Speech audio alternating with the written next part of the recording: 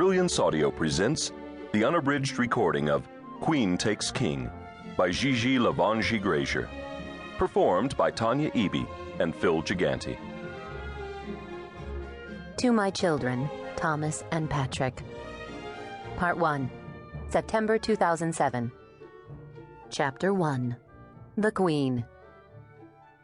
Cynthia Hunsaker Power stood shivering in her kitchen, a silk robe wrapped around her sylph-like body, and wondered whom she'd have to fuck or fire to get a Diet Red Bull.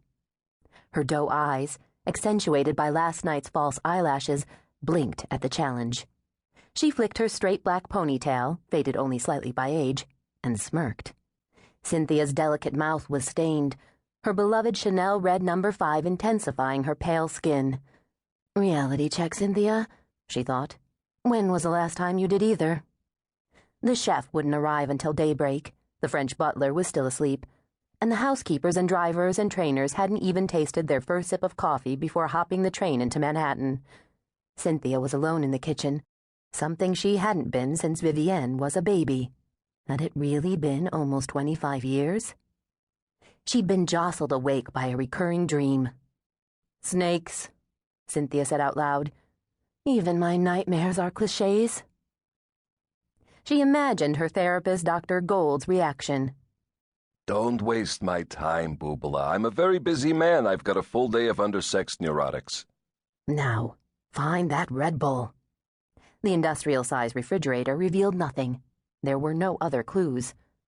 Her designer had prohibited appliances, declaring them aesthetically offensive. The kitchen looked like a morgue. Open, close, open, slam. Drawers upon cabinets. No luck.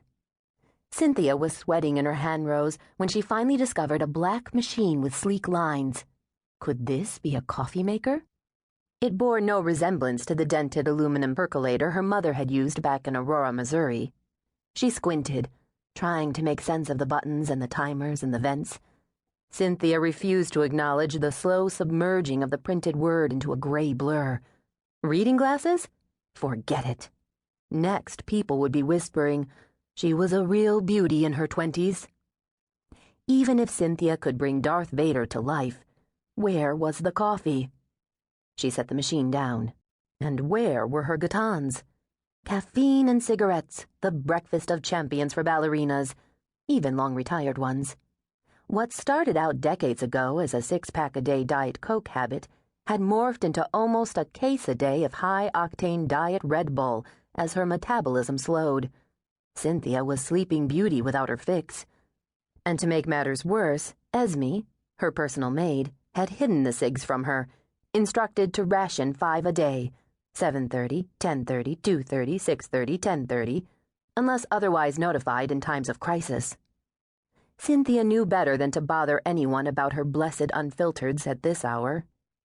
Cynthia looked past the custom Bonnet stove she'd never used to the white Carrara marble countertop she'd used once for a photo spread. The town and country layout had been featured several bright springs ago, Cynthia sitting sideways on the cold marble, her black mane freshly blown out by John Barrett, her red mouth open in silent laughter. Behold the bliss of the wealthy Upper East Side wife, the inside joke of the Park Avenue princess.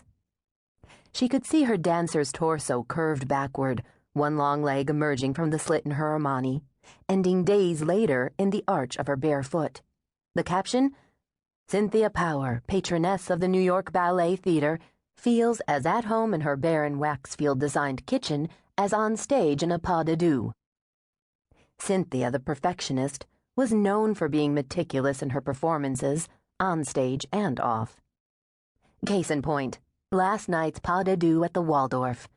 2 years to plan her 25th wedding anniversary party, and it was over in 4 hours. But what a 4 hours. 500 of their closest and dearest, including the mayor, the governor, Barbara, Julian, Peter, Anna, Donald, the De Niros, Mark, Harvey, Rupert, Charlie, Woody, Diane, Liz, Niporant, and the Schwartzmans. Feigned obliviousness to the paparazzi penned in on the north side of 51st Street.